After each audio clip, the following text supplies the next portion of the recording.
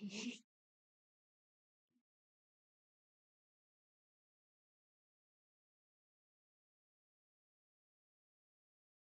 hello everyone, guys. Good evening. How are you all? Good afternoon, everyone. Good afternoon. My name is Afreen Azmat, and I welcome you all to today's session.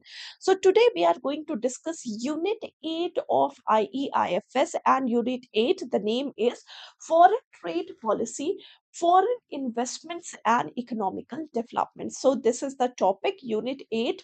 IEIFS Module A. So let's start discussing this unit. The very first and important thing, like what is foreign trade policy? If we talk about what is foreign trade policy means any policy which is related to import and export. Any policy which is related to import and export, exchange of goods and services between different countries.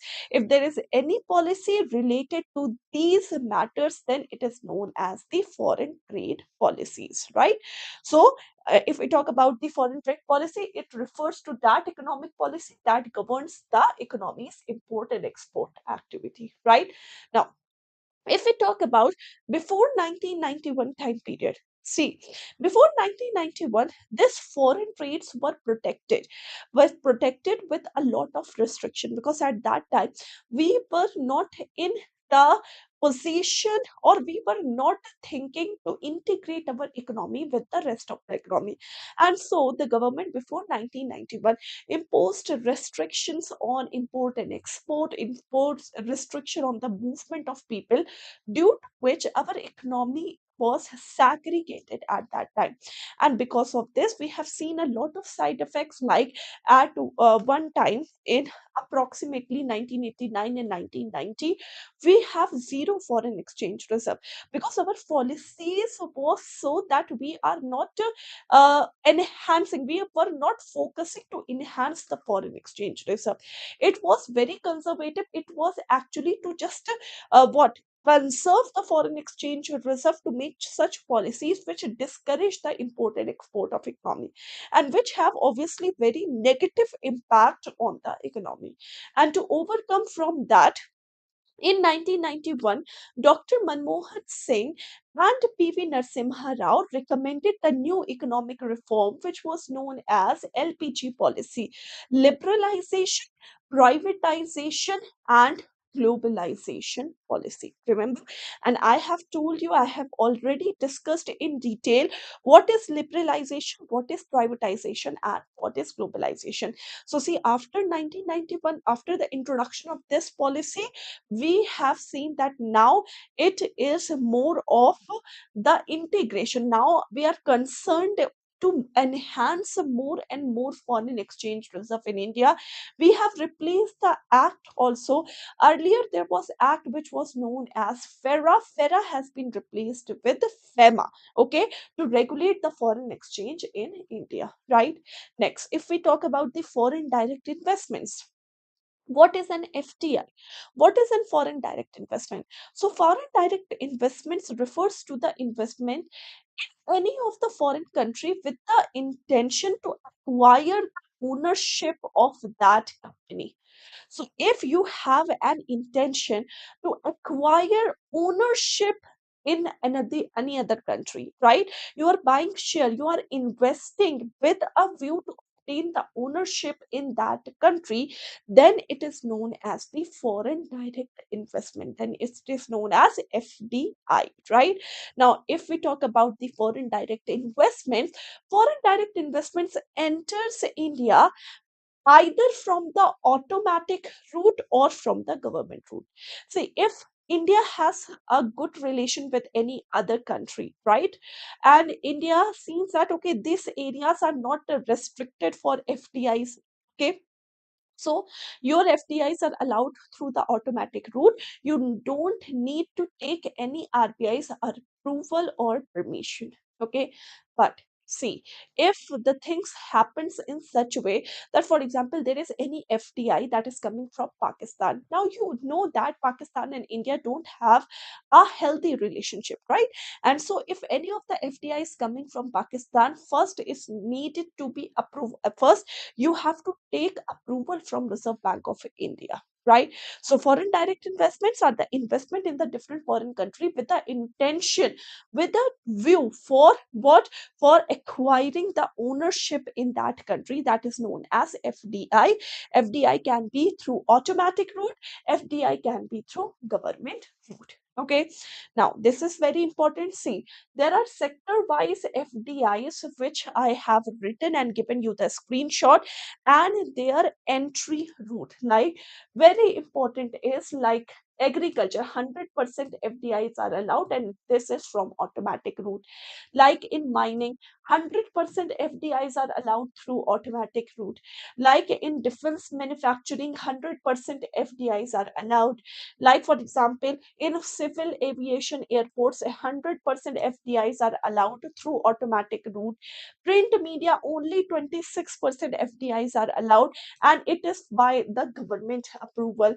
See, if we talk about the uh, e-commerce activity, 100% FDIs are allowed through the automatic route, right? In banking sector, if we talk about, in private sector banks, 74% FDIs are allowed, and this is up to 49% from automatic route. But if you have to engage yourself for more than 49% and to 74%, it needed the permission of government. It is through the government. If you are in the public sector, you want to and invest in the public sector bank, 20% FDIs is allowed, and that too from the government route. Credit information companies, 100% FDIs are allowed, and again it is from the automatic route. In insurance sector, 74% FDIs are allowed through the automatic route. Pension sector, 49% of the FDIs are allowed through automatic route.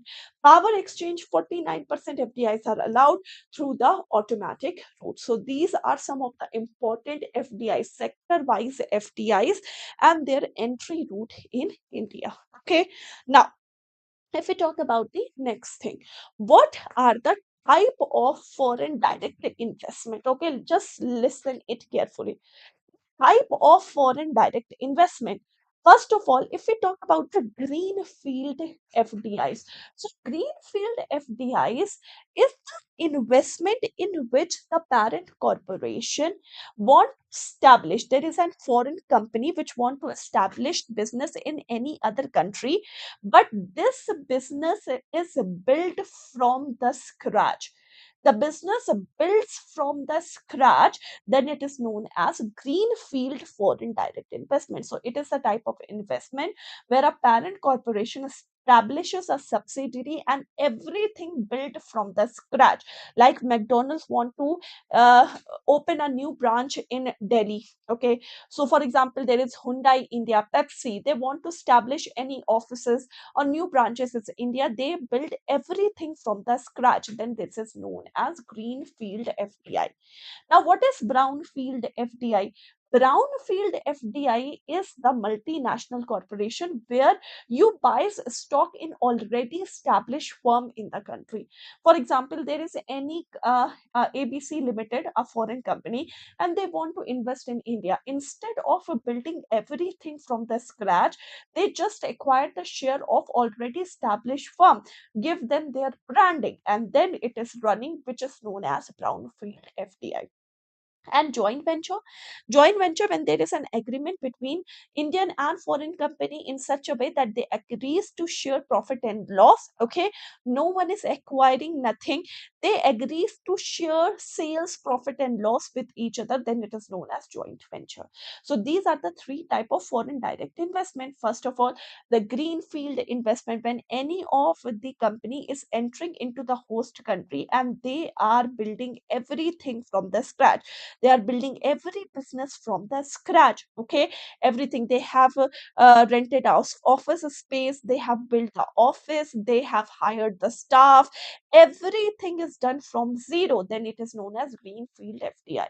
Brownfield FDI means if there is any foreign company who want to invest in India, right?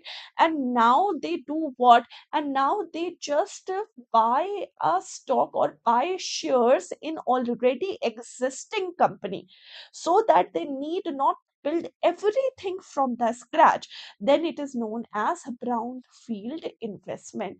And there is a joint venture. Now what is joint venture? When there is a company who is actually doing what they are actually it, when there is a foreign company, they join hand with the Indian company with the intention to share sales profit and loss with each other. Then it is known as the joint venture, and it is very important part of this chapter. There are three types of FDIs, foreign direct investment, right? Next, if we talk about FDIs, prohibited sector.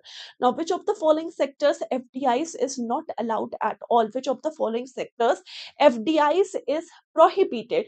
The very first is the lottery business. Okay, lottery business, no FDIs is allowed. Gambling, betting, okay, chit fund, nidhi company, TDRs, real estate business, construction of the farmhouse, activities which are not open to the private sector investments, like there is the defense and railways. So in all these, foreign direct investments is not allowed or are not allowed in India, right? So this is some of the important part of the unit which I have explained to you. Now let's discuss the question.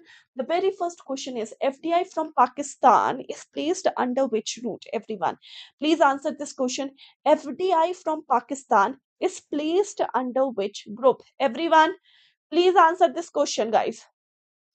FDI from Pakistan is placed under which group? So the correct answer is, if we talk about FDIs from Pakistan, it is placed under the government route. You need to take government approvals if you are taking FDIs from Pakistan. Right. Next, FDI limited private banking is 26, 49, 74 or 100%. Now this you have to tell in the comment section, right? I have told you that if you are if you want to invest in the private banking, then there is both automatic and government route. Okay, up to certain percentage it is automatic route, and up to certain percentage it is through the government approval. Now if you want to invest in the private banking sector, how much foreign direct investment is allowed in this sector? Now this you have to tell in the comment section. Okay, next thing, if we talk about, if you want to download the PDF of this complete class, you can just download the Oliveboard app. You select the JAB and CAP category, and when you select this JAB and CAP category, in the bottom, in the third, you will find courses. When you click in this course, YouTube class PDF, there is a section for free downloaded of the YouTube class PDF. Now from here you can download the PDF, right? Now, if you want to learn the complete chapter, we are coming up with a new batch. That is coming from first, right? So for that batch, for enrollment in that batch, you can just go for the super elite subscription, in which you don't have to buy each and every batch individually. Everything will be covered under one subscription. You will get the live classes, you will get the mock test, you will get the doubt clearing session, you will get the upcoming batches, like there is MCQ batch which is coming. Then we will come with the crash course, then we will have a second revision course, then we will have a capsule batch. Everything till examination, we completely provide you the complete guidance. Okay, for this you just purchase the JAP super elite subscription, in which all things are covered either in English or in Hindi medium. Everything will be covered under this subscription. And there is a very good discount that is going on currently. So if you are what purchasing this now, flat 50% off you will get in the Jam and Gap subscription. It is a very big discount if you use this code big. Okay, so by using this code, you will get a flat 50% off. Okay, and this offers end on 24th of November. So kindly everyone guys, if you are preparing for your examination, just enroll in the JAIIB and CAP category today and avail this 50% off discount, right? So thank you so much guys. If you have understood whatever I have taught you in the class, just please like and share the video to the maximum you can. And if you haven't subscribed this channel yet, it's a request guys, please subscribe the channel and press the bell notification icon. I have given you the one question, please answer that question in the comment box of this video. And if you like this video, please like and share to the maximum you can. Thank you so much guys, take care, bye bye everyone, bye guys, take care.